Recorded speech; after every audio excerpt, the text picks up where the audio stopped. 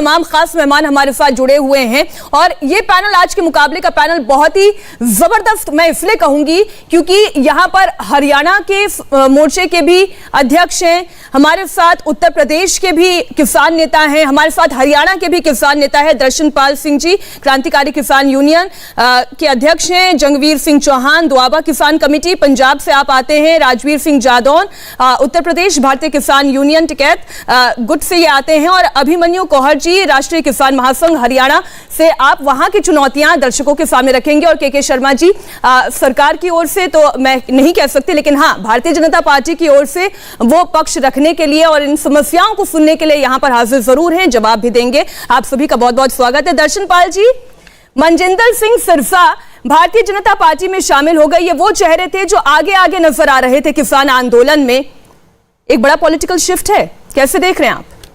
देखिए, मैं अभी आपके चैनल से ये खबर सुन रहा हूँ, बहुत हैरान भी हो रहा हूँ कि कल तक अपने आप को सिखों के, अकालियों के बड़ा नेता कहने वाले लोग थे, वो अचानक कैसे बीजेपी की तरफ शिफ्ट कर गए।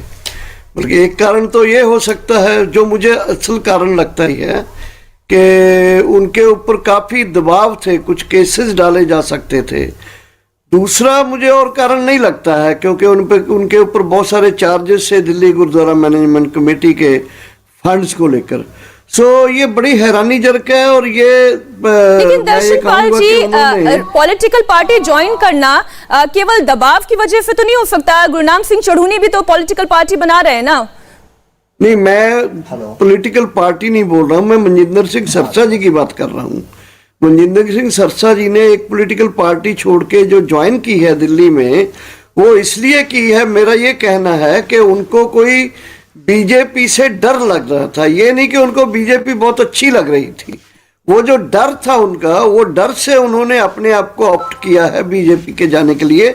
जो मैं साफ कहना चाहता हूं कि उनके ऊपर जो दिल्ली गुरुद्वारा मैनेजमेंट कमेटी के फंड्स के जो वो लगे हुए थे, मैं डिटेल में नहीं जाऊंगा इसके, इस तरह से बहुत सारे जो एनफोर्समेंट डिपार्टमेंट और सीबीआई और ऐसे डिपार्टमेंट से ऐसे उससे ये डराते हैं लोगों को। वो यूपी में भी है, कर्नाटक में भी है, वो बॉम्बे में भी हम देखते हैं हर रोज कि कैसे कैसे ये प्रेशर डाल रहे हैं। मुझे तो लगता है वही एक अच्छा, ये प्रेशर पॉलिटिक्स है। दूसरी तो बात ये है, जंगवीर सिंह जी, अगर ये प्रेशर पॉलिटिक्स है तो गुरनाम सिंह चढ़ूनी अगर अपनी पॉलिटिकल पार्टी बनाते हैं, वो कौन सी प्रेशर पॉलिटिक्स है?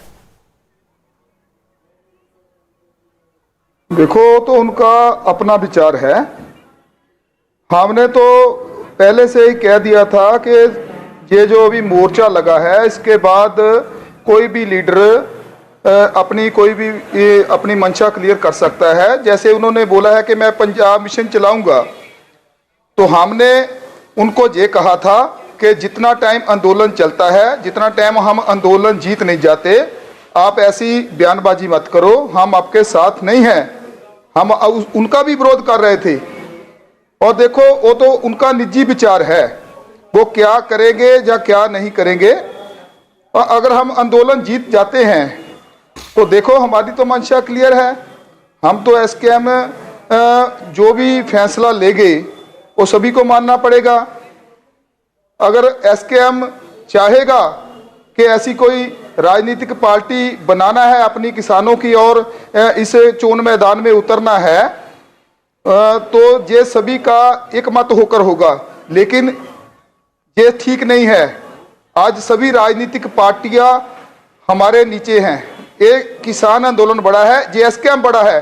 बिल्कुल आप सही कह रहे हैं जंगवीर जी। इसलिए मेरा सवाल ये था कि मनजिंदर सिंह सिरसा का भारतीय जनता पार्टी ज्वाइन करना अगर एक प्रेशर पॉलिटिक्स टैक्टिक्स हो सकता है, तो फिर गुरनाम सिंह चढ़ूनी का राजनीति में आना ये कौन सी प्रेशर पॉलिटिक्स टैक्टिक्स है? अब हम अपने मूल मुद्दे पर लौटते हैं, क्योंकि मुद्दा ये है कि क्या आंदोलन अपने समाप्ति की ओर आगे बढ़ रहा है या ये आंदोलन यूं ही जारी रहेगा? अभिमन्यु कौहर जी, चूंकि आज हरियाणा के जितने किसान संगठन हैं उनकी एक अलग मीटिंग हुई, आपकी मीटिंग में क्या निर्णय लिए गए? देखिए, जो आज हमारी चर्चा हुई है उसमें जो बातें संयुक्त किसान मोर्चा ने पहले तय की थी, उन्हीं चीजों पे चर्चा हुई है। वही बातें दोबारा दोहराई गई हैं, उन्हीं पे दोबारा मंथन हुआ है। जो केसेस का मामला है, ये हमारे लिए बहुत महत्वपूर्ण मामला है। और जब तक सभी राज्यों में जहां जहां आंदोलन के केसेस लगे हुए हैं, जब तक वे सारे केसेस वापस नहीं लिए जाते, आंदोलन जारी रहेगा। दूसरा हमारा मुख्य मुद्दा है, जो इस आंदोलन के दौरान जो हमारे किसान भाई शहीद हो गए, या कुछ ऐसे भाई जो 70%, 80%, 90% तक हैंडीकैप हो गए, जो बहुत गंभीर तौर पे घायल हो गए, उनके लिए आर्थिक मुआवजे का ऐलान किया जाना चाहिए। उनके परिवार के सदस्यों को नौकरी दी जानी चाहिए। और जो एमएसपी गारंटी का मुद्दा है, हम बार बार ये बात उठा रहे हैं कि एमएसपी गारंटी का मुद्दा पूरे देश के किसानों के लिए बहुत महत्वपूर्ण मुद्दा है। और जब से हमारा आंदोलन शुरू हुआ है, तब से हम 3 कृषि कानूनों की वापसी के साथ साथ बार बार इस मुद्दे को भी मजबूती से उठा रहे हैं। तो उस पे सरकार ने कहा है, सरकार जो केंद्र सरकार की ओर से राज्य सरकारों को निर्देश दिए गए, उसमें ये साफ कहा गया अभिमन्यु जी कि अब ये राज्य सरकारें तय करेगी, मुआवजे के बारे में भी ये राज्य सरकारें तय करेगी, कि कानून जो भी मुकदमे दर्ज किए गए हैं किसानों के, उनके बारे में भी। तो फिर बात कहां अटकी हुई है? और रही बात एमएसपी की, एमएसपी को लेकर तो कमेटी बनाने की बात कही रही है सरकार। नहीं, देखिए इसमें थोड़ा करेक्शन है। पहली बात, ठीक है, केंद्र सरकार ने उसको आदेश दे दिया राज्य सरकारों को, लेकिन राज्य सरकारों की तरफ से अब तक हमारे पास कोई किसी तरह की बातचीत का न्योता या फिर कोई केस हटाने की उनकी घोषणा अब तक हमने नहीं सुनी है। तो ये जो सारी चीजें हैं, ये बातचीत के जरिए ही इनका हल होता है। यदि राज्य सरकारें संजीदा हैं इस चीज को लेके, तो उनको बातचीत करनी चाहिए। हम हमेशा से ये कहते आए हैं कि हमारे लिए बातचीत के दरवाजे हमेशा खुले हैं, और आज भी हम बातचीत के लिए तैयार हैं। जहां तक बात आई आपकी एमएसपी पे कमेटी की, देखिए हम ये बात कह रहे हैं कि एमएसपी पर गारंटी का कानून, उसके लिए यदि कमेटी बनानी है तो कोई बात समझ में आती है। सरकार क्या कह रही है, जीरो बजट फार्मिंग के लिए, क्रॉप डाइवर्सिफिकेशन के लिए एमएसपी कैसे बेहतर हो सकता है, उसमें विचार करने के लिए इन चीजों का कोई अर्थ नहीं है। और हमें यह भी ध्यान रखना चाहिए, माननीय प्रधानमंत्री जी जब मुख्यमंत्री होते थे 2011 में, उन्होंने ही कमेटी थी ना, उस कमेटी के वो चेयरमैन थे कंज्यूमर अफेयर कमेटी के। उनकी रिपोर्ट एमएसपी गारंटी का होना चाहिए, उस कमेटी की रिपोर्ट को उठा के लागू कर दो। इसलिए मैं आज, देखिए, आप लोगों को बुलाने का मकसद ही यही था कि संयुक्त किसान मोर्चे के प्रेस कॉन्फ्रेंसेस तो हमने कई बार सुनी है, लेकिन हर राज्य के किसानों की और उनके संगठनों के सामने चुनौतियां क्या क्या है, ये दर्शक समझना चाहते हैं। हमारे साथ क्योंकि उत्तर प्रदेश के किसान संगठन से भी राजवीर सिंह जादौन जी जुड़े हुए हैं। राजवीर जी, उत्तर प्रदेश के किसानों की समस्या क्या है? क्योंकि मैं बहुत खुले मन से ये चर्चा करना चाहती हूं। जो किसानों की स्थिति कागजों में नजर आती है और धरातल पर भी नजर आती है, जो हरियाणा और पंजाब के किसानों की स्थिति है, उससे बहुत उलट उत्तर प्रदेश, और वो भी खासतौर पर पूर्वी उत्तर प्रदेश के किसानों की समस्या नजर आती है। आपकी ऐसी कौन सी मांगे हैं जिसको लेकर अभी भी तनातनी बनी हुई है सरकार के साथ? देखिए, हमारे इस आंदोलन की मुख्य मांगे 2 थी, 3 कानून वापसी और एमएसपी पे कानून। 3 कानून की वापसी हो गई है। अब रही बात एमएसपी की, ये बिल्कुल इस आंदोलन की बराबर से मांग थी, अलग से मांग नहीं थी। क्योंकि एमएसपी एक ऐसी चीज है, कोई भी दुनिया का धंधा हो, कोई भी उत्पादक हो, कोई भी कोई चीज बनाता हो, वो चाहता है कि हमारे उत्पादक का हमें कम से कम एक निश्चित मूल्य मिले। दुनिया के हर धंधे, हर बिजनेस में निश्चित मूल्य है, क्योंकि वो अपने उत्पाद का मूल्य तय करते हैं। एग्रीकल्चर सेक्टर एक ऐसा उत्पादन क्षेत्र है जिसमें किसान को अपने मूल्य का उत्पादन तय करने का अधिकार नहीं है, उसका मंडी में रख के नीलाम किया जाता है। उस पर सरकार ने एक एमएसपी लाई 1967 में। हमारे बाबा टिकैत ने जब सन 86 में यूनियन बनाई, तो हमेशा से कहते रहे कि सन 67 को आधार वर्ष मान करके किसानों की जिनसों के भाव भी तय करना चाहिए।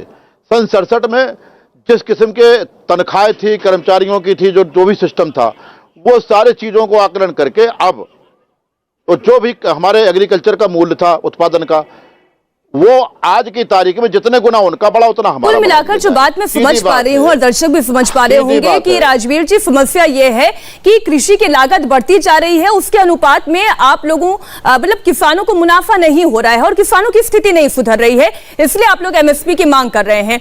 अब के शर्मा जी, आपने पंजाब के, हरियाणा के, उत्तर प्रदेश के किसान संगठनों को सुन लिया। मेरा सवाल आपसे यह है कि चूंकि कोई आंदोलन तो अनंतकाल तक नहीं चल सकता, इसकी परिणति कहीं तो होगी, और वो कैसे होगी? मीनाक्षी जी, मैंने अभी 4 किसान नेताओं को आपके चैनल में सुना, और यदि मैं कहूं कि चारों के चारों की भाषाएं अलग हैं तो कोई बड़ी बात नहीं होगी। चारों के विषय भी अलग हैं। दर्शन पाल जी का दर्द ही अलग दिख रहा है मुझे। वो तो तथाकथित सिरसा साहब के प्रवक्ता बन गए और वो गाने लगे कि उन पे दबाव है, केस है, ये है, पता नहीं इनको कहाँ से जो है ईश्वर ने कोई ज्ञान दे दिया। सिरसा साहब मंच से अपनी बात बोल रहे हैं, दर्शन पाल जी टीवी में उनसे कुछ उलट ही बात कर रहे हैं, तो आश्चर्य होता है। मुझे ये भी कहने में कोई आपत्ति नहीं, दर्शन पाल जी को स्वयं भी सोचना चाहिए कि वो भी तो कहीं किसी राजनीतिक दल के अनुवांशिक संगठन से जुड़े हुए हैं। वो भी कोई ऐसे तो नहीं है कि एकदम बिल्कुल क्रांतिकारी वो बने हुए हैं कोई। तो मैं इसलिए इनसे ये कहना चाहता हूं कि देखिए, बड़ी स्पष्टता के साथ सरकार ने जो है अपनी बात को जनता के बीच में रखा है और किसान भाइयों को भी माननीय प्रधानमंत्री जी ने एक संदेश दिया है। उस संदेश में तीनों बिल को वापस लेने की बात कही गई है और बाकी विषयों पर कमेटी बनाकर चर्चा करने की बात की गई। अन्य जो विषय थे उस पर राज्य सरकारों को निर्देश दिए गए।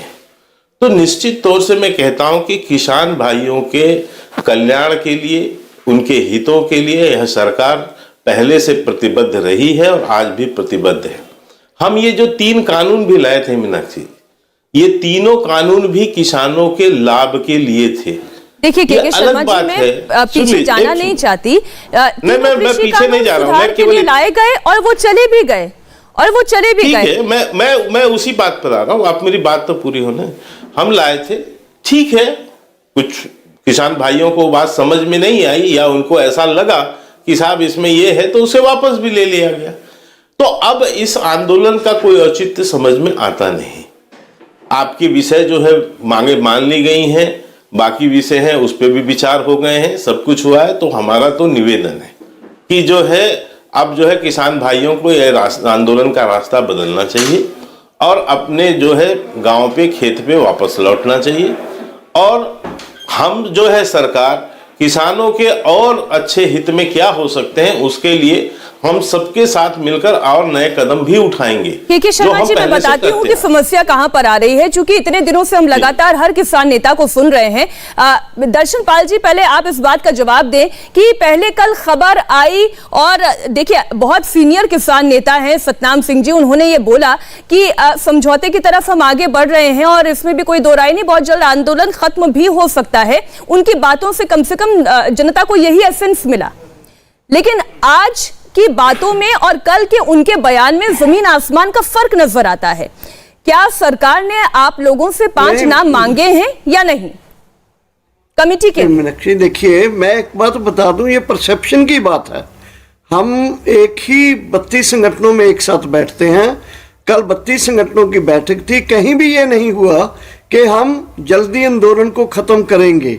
आंदोलन को खत्म तो करना ही है, लेकिन सेटिस्फैक्ट्री जवाब, सेटिस्फैक्ट्री सॉल्यूशन सरकार को हमारे डिमांड्स और इश्यूज का करना चाहिए, नंबर 1। नंबर 2, मैं आपके जरिए ये मौका लेना चाहता हूं। शर्मा जी कहते हैं कि सब मुद्दे खत्म हो गए हैं।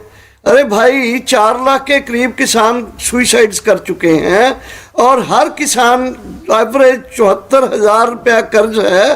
पंजाब में तो 10-10 लाख कर्ज भी है। तो ये इश्यूज जो है क्या सॉल्व हो गए हैं? कानून आए थे, चले गए। कोविड आया था, कोविड चला गया। लेकिन कुल मिला के किसान का जो संकट है वो खत्म नहीं होता। आप दर्शकों को कंफ्यूज कर देंगे। मैंने आपसे पूछा कि ये जो प्रपोजल सरकार की ओर से मांगा गया, क्या ये प्रपोजल मांगा गया? क्या 5 नाम मांगे गए हैं?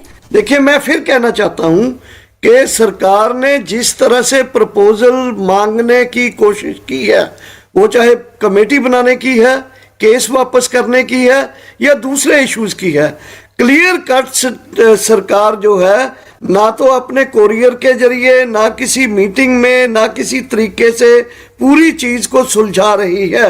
कंफ्यूजन हो रहा है, इसलिए अलग अलग लोग अलग अलग चीजों को अलग अलग तरीके से देख रहे हैं। सरकार को चाहिए। जवाब ले लेती हूँ। दर्शन पाल जी, आप बने रहिए। के शर्मा जी, ये कंफ्यूजन क्यों है? आपने प्रपोजल लिखित में भेजा या नहीं भेजा? मीनाक्षी जी, बहुत स्पष्टता है, कोई कंफ्यूजन नहीं है। कंफ्यूज तो मैंने बताया ना कि इनकी आपस की समस्या। 32 संगठन है, 32 संगठन में कोई, मुझे नहीं लगता कि कोई, यदि एक प्रमुख व्यक्ति इसमें से, ये हम पहले से अनुरोध करते रहे कि आप जो है 1, 2, 3 कोई प्रमुख व्यक्ति बता दीजिए जिनसे कोऑर्डिनेशन ढंग से हो सके। सरकार ने जो बातें कही, कानून वापस करना है, बाकायदा हम संसद में गए, अपना बिल रखा, बिल को वापस लिया, राज्यसभा से भी लिया, लोकसभा से भी लिया, बाकी चीजों के लिए राज्यों को अधिकृत भी किया। क्या सब कोई चीजें हमने प्रपोजल कही। गया है? क्या कोई प्रपोजल गया है जिसमें एमएसपी पर कमेटी बनाने के लिए आंदोलनकारी किसानों से 5 नाम मांगे गए हैं? नहीं मीनाक्षी जी, मैं ये कह रहा हूं कि इसी संदर्भ की तो बात है कि एक अब जो है किसानों को अपनी ओर से एक पहल करनी है उसमें, क्योंकि एक बार ये तय करके तो बताएं। अभी तक तो बैठक की बैठक कर रहे हैं, कह रहे हैं 1 तारीख पहले 29 की बैठक की बात की, फिर 1 तारीख की बैठक की बात की, फिर अभी जो है 4 तारीख की बात कर रहे हैं। हमें कह रहे हैं कि आप तो, हमने तो एक कदम आगे बढ़ के ये सब किया, अब आप थोड़ा आगे बढ़ के आइए ना। आप भी आगे बढ़ के आइए, हम आपको सारी परिस्थिति बताते हैं। सरकार ये कह रही है कि आप लोग आगे नहीं बढ़ रहे हैं। एक एक करके देखिए, सभी किसान नेताओं को बोलने का मौका मिलना चाहिए। जंगवीर जी, आप लोग 2 कदम आगे क्यों नहीं बढ़ रहे हैं? आप लोग आगे बढ़कर एक पत्र लिखें और कहें कि हमारी ओर से कमेटी के लिए ये 5 नाम हैं, सरकार अब चर्चा शुरू करे, बातचीत शुरू करे। देखिए, हम तो स्वागत कर रहे हैं भारत सरकार का कि कदम दर कदम हमारे आगे बढ़ रही है, लेकिन लिखती पत्र तो हमने पहले लिख दिया है इन्हों को।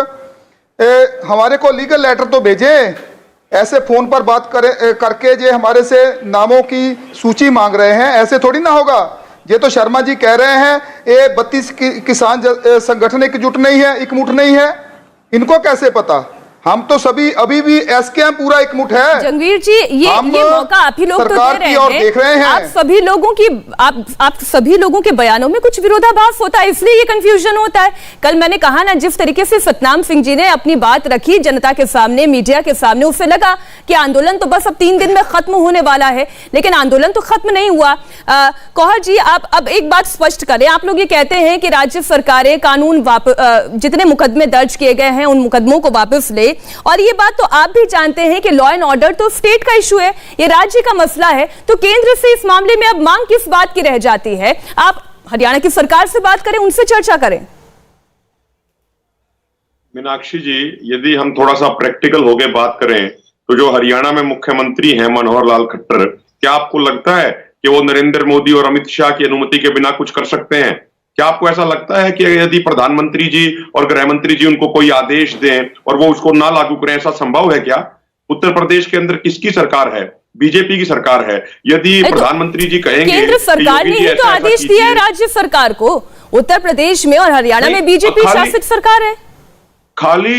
खाली आदेश देने से क्या होगा? उनका इंप्लीमेंटेशन भी तो होना चाहिए ना। कोई भी आंदोलन होता है, आंदोलन में जो शर्तें होती हैं, जो मांगे होती हैं, वो सिर्फ भाषण से पूरी नहीं होती। और जो अभी आप थोड़ी देर पहले बात कर रही थी, हमारे देश में कानून है, हमारे देश में संविधान है। मान लीजिए प्रधानमंत्री जी ने कह दिया कि हम कमेटी बनाने के लिए तैयार हैं। अरे भाई, कमेटी की कंपोजिशन क्या होगी, कमेटी का टाइम फ्रेम क्या होगा, कुछ तो संयुक्त किसान मोर्चा के पास आप रिटर्न में भेजेंगे ना। जैसे पहले 11 दौर की बैठकें होती थी तो रिटर्न में आप इन्विटेशन भेजते थे तमाम नेताओं के पास, कुछ रिटर्न में तो दीजिए, उसी के बाद तो हम कमेंट करेंगे। कल मीडिया में चल गया हरियाणा के मुख्यमंत्री मुलाकात करने वाले हैं, लेकिन हमने जब पता किया तमाम साथियों से कि क्या किसी के पास ये कोई रिटर्न में इनविटेशन आया है, तो पता चला ऐसा कोई इनविटेशन नहीं है। तो इस तरीके का कंफ्यूजन का माहौल सरकार पैदा कर रही है। किसान नेताओं के बीच में कोई भी कंफ्यूजन नहीं है। सरकार कोशिश कर रही है कि कंफ्यूजन पैदा किया जाए। के शर्मा जी, किसान नेताओं की बात सुनकर ऐसा लगता है बहुत देर कर दी मेहरबान। कानून वापस लेते लेते, कानून पहले वापस ले लिया होता तो शायद ये नौबत नहीं आती कि मांगों की एक फहरिस्त तैयार हो जाती। नहीं, वो तो देखिए, तो बिल्कुल जनता के बीच स्पष्ट है मीनाक्षी जी कि कानून में शुरुआत कहाँ से हुई थी और फिर उसमें जुड़ते जुड़ते क्या चीजें चली गई। मुझे वो शुरुआत भी याद है जब सिर्फ 3 कानूनों की बात थी। इसके बाद जो है 2 महीना 2.5 महीने बाद ये एमएसपी की बात करने लगे, फिर तमाम चीजें इनकी जुड़ती चली गई हैं। तो वो तो सबको पता है कि वास्तविकता क्या है। अब आज ये कुछ भी कहें उससे कोई इशू नहीं बनता, लेकिन फिर भी वो भी विषय हैं इनके, निश्चित है किसान भाइयों के विषय है तो उसकी भी चर्चा करेंगे, क्यों नहीं करेंगे। आखिर हम सरकार है, चुनी हुई सरकार है, हमारा काम है अपने देश के किसानों से बातचीत करना, उनकी कोई समस्या है तो उसको भी सुनना, उनको भी समझाना और उनको भी उसका समाधान निकालना। तो इसी के लिए तो ये सारी कवायद की जा रही है, और किस बात की है।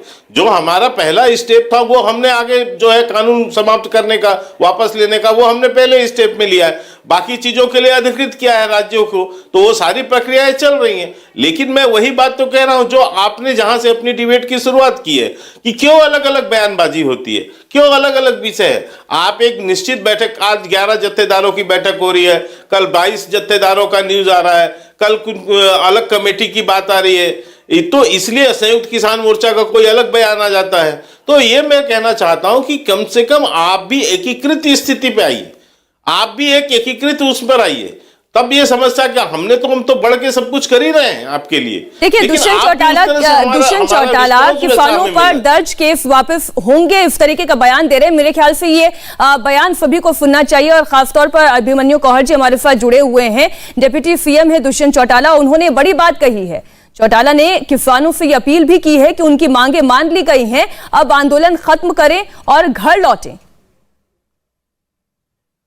राइट टू प्रोटेस्ट सबका अधिकार है और उस चीज को देखते हुए 1 साल तक जब प्रोटेस्ट चला तो प्रधानमंत्री ने निर्णय लिया उनको वापस किया।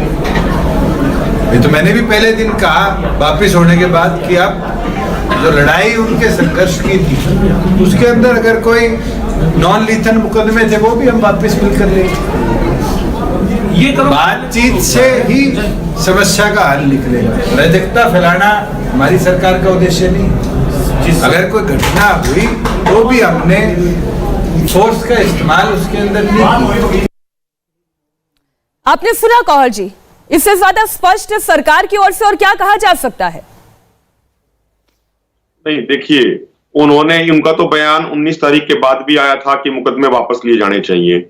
मैंने जैसा कहा, देश कानून और संविधान से चलता है। मान लीजिए यदि हमारी सरकार के साथ कोई बातचीत होती है हरियाणा सरकार के साथ, उसमें हरियाणा सरकार कुछ तो बात लिखित में देगी ना कि भाई आंदोलन के तमाम समस्या को मिलाकर जो मैं समझ पा रही हूँ, हमारी भी जवाबदेही किसान संगठन की जनता के प्रति हमारी भी जवाबदेही है, हमारी भी जवाबदेही है मीनाक्षी जी जनता के प्रति। खोखले आश्वासनों पे हम भी घर नहीं जा सकते, हमें कुछ ना कुछ जनता को भी जवाब देना पड़ता है। हम उनके प्रति आंसरेबल हैं, जनता के प्रति। जादौन साहब, आपकी क्या यूपी सरकार से कोई बात हुई, उनकी ओर से कोई पहल की गई हो, या जितने भी मुकदमे हैं उनकी वापसी को लेकर सरकार ने कोई आश्वासन दिया है, लिखित या मौखिक? देखिए मीनाक्षी जी, थोड़ा समय दीजिए। पहली बार में भी आपने समय काटा था। भाजपा के प्रवक्ता हर बार स्पष्टीकरण देंगे, सारा समय उन्हीं के पास शिफ्ट हो गया। देखिए आप सभी संयुक्त किसान मोर्चा के साथी हैं, आप चारों की बात तो मैं एक ही बात मानकर चलती हूँ। बहरहाल आप बोले। देखिए बिल्कुल हम टू द पॉइंट बात करते हैं, इधर उधर की नहीं। पहली बात जो आपने पूछी, उत्तर प्रदेश सरकार के द्वारा किसी प्रकार की कोई सूचना, कोई बात अभी तक हमारे पास नहीं आई, पहली बात। दूसरी बात, आपने कहा कि आप भी कह रहे हो, भाजपा के प्रवक्ता भी कह रहे हैं कि बयान अलग अलग आते हैं। जी हमारे 500 संगठन इसमें आंदोलन में है, 40 जत्थेबंदियां हमारी लीड कर रही हैं। हम लोग मीटिंग कर रहे हैं, कुछ भी बात करें तो हर चीज का नोटिस, 11 क्यों मीटिंग कर रहे हैं, 20 क्यों करते हैं ना, हम रूटीन में मीटिंग करते हैं, हर रोज मीटिंग करते हैं। लेकिन हमारी एकजुटता है और यह संयुक्त किसान मोर्चे का जो अधिकृत बयान होता है वही हमारा सब लोगों का बयान होता है। दूसरी बात, जो भी चर्चा परिचर्चा है, क्या हम सारे लोग टीवी पर बैठ के तय करेंगे कि आंदोलन को कब खत्म होना, कैसे खत्म होना, क्या नियम होगा? हिंदुस्तान में प्रजातंत्र में एक मंदिर है, सदन है, और सौभाग्य के सदन चल रहा है। सरकार को चाहिए कि सदन में जाए और सारी बात सदन में रखे। वो एक अप्रूव्ड बात होती, मान्य बात होती है। 3 कानून के लिए कहा कि हम सदन में जाएंगे, सदन में गए, कानून को रिपील किया, अच्छी बात है।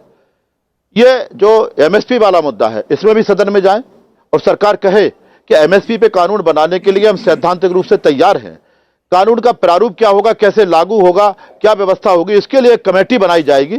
फिर हम लोग तैयार है, कमेटी बन जाए, उसमें हम लोग भी हों, सरकार भी हो। जादौन जी, सरकार इससे बड़ी बात आपसे और क्या कह सकती थी कि वो सदन में गई और बिल वापस ले लिए गए, कानून वापस ले लिया गया।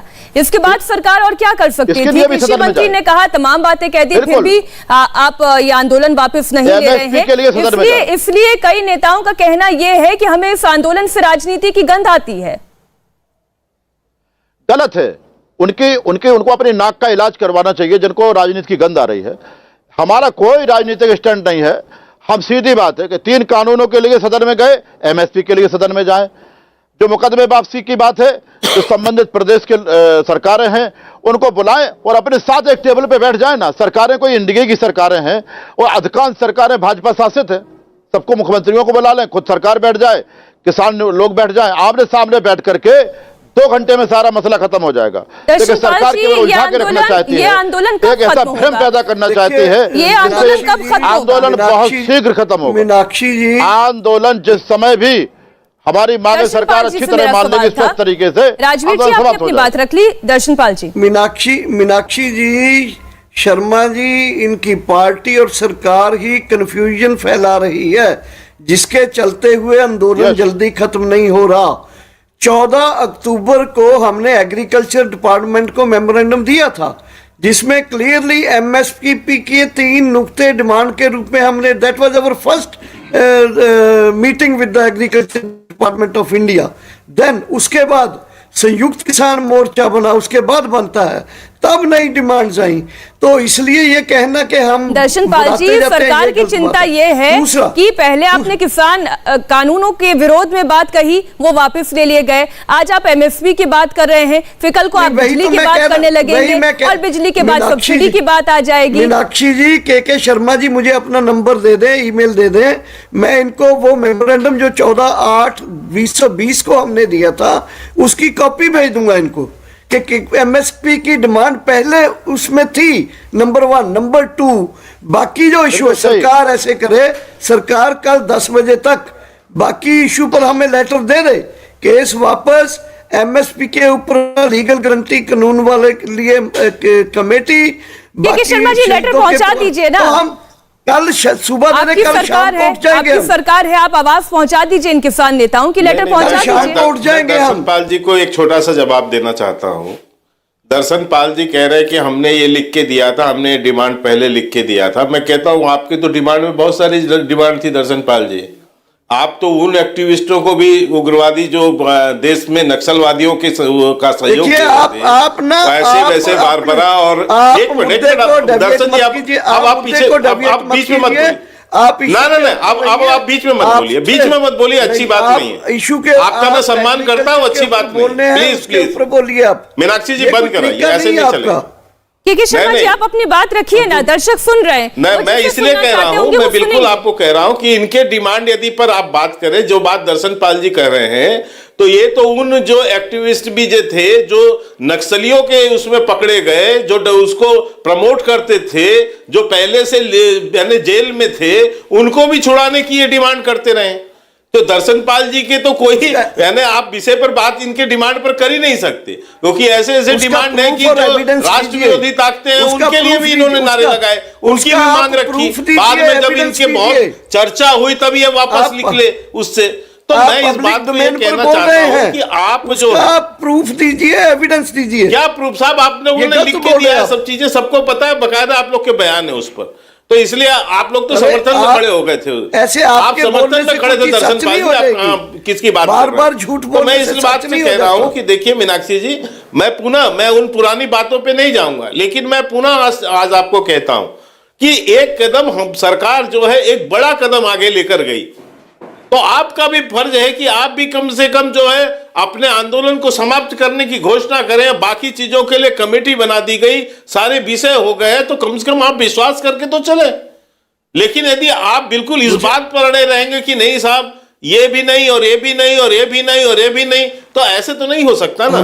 कोई भी सरकार आपसे जो है इतना बड़ा कदम वापस ले रही है के साथ टच ही तो आप उसकी कोई जो है आज माननीय प्रधानमंत्री जी की बातों का ही आप सम्मान नहीं करना चाहते, ऐसे कैसे चल सकता है? जंगवीर जी, समाधान कुछ निकलेगा या आंदोलन जारी रहेगा? देखिए, मेरे को लगता है कि भारत सरकार के जो शर्मा जी है, इनकी याददाश्त कमजोर हो चुकी है। ये तो कभी माओवादी कह रहे थे, कभी आतंकवादी कह रहे थे, कभी परजीवी कह रहे थे। इनको याद दिला दूं, जे हमने डिमांड चार्ट 32 की ओर से दिया था इन्हों को। 3 बिल रिपील करने की बात नहीं थी इसमें एमएसपी का गारंटी कानून बनाने की बात थी, इसमें बिजली बिल 2020 की बात थी। अरे भाई, तो उसके लिए तो बना तो दिया कमेटी, सभी बातें लिखी गई थी, पोल्यूशन के मुद्दे की बात रखी गई थी। कमेटी में बात कौन सी कमेटी बना दी शर्मा जी?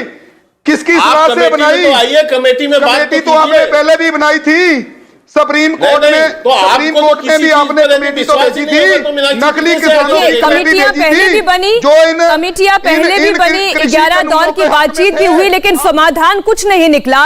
और इसलिए जनता को डर एक बार फिर यही है कि कहीं इस आंदोलन की भेंट ये जनता ना चढ़ती रहे जो इस वक्त ट्रैफिक जैम से जूझ रही है। बहुत बहुत धन्यवाद दर्शनपाल जी, आप सभी किसान नेताओं का। के शर्मा जी, आपका भी बहुत बहुत शुक्रिया। इंडिया टीवी हर वक्त हर जगह डाउनलोड करने के लिए सर्च करें India TV news Google play store या ऐप स्टोर पर।